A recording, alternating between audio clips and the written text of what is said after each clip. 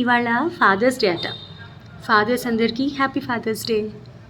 నాన్న ఒక విచిత్రమైన మనిషి.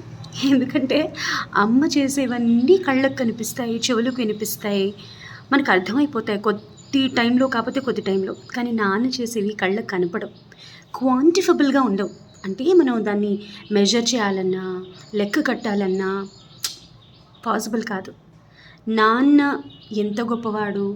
నాన్న తనని తను రెండో సీట్లో పెట్టుకుని తన జీవితంలో మీకెప్పుడు ఎలా మొదటి సీట్ ఇచ్చాడు అనేది రెండు సందర్భాల్లోనే మనకు అర్థమవుతుంది ఒక మనిషికి.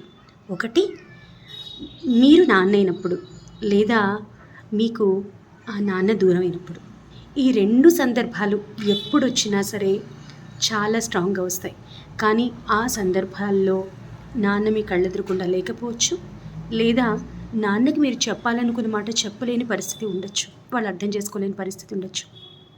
కాబట్టి హ్యాపీ ఫాదర్స్ డే నాన్న అని వాళ్ళు చెప్పినప్పుడు, నాన్న తన జీవితంలో తనని సెకండ్ సీట్లో పెట్టుకుని మిమ్మల్ని ఎలా ముందు కూర్చోబెట్టి జూయని బతుకు బండి నడిపాడో ఒక్కసారి ఆలోచన చేయడానికి ప్రయత్నం చేయండి.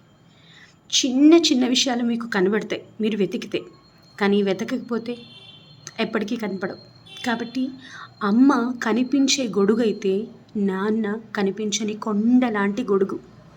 అది తొందరగా అర్థం చేసుకుంటే ఏ రిగ్రెట్ మిగలదు, లేదా రిగ్రెట్ మిగులుతుంది. ఆ రిగ్రెట్ మాటల్లో కాదు, కళ్ళల్లో మాత్రమే కనిపిస్తుంది.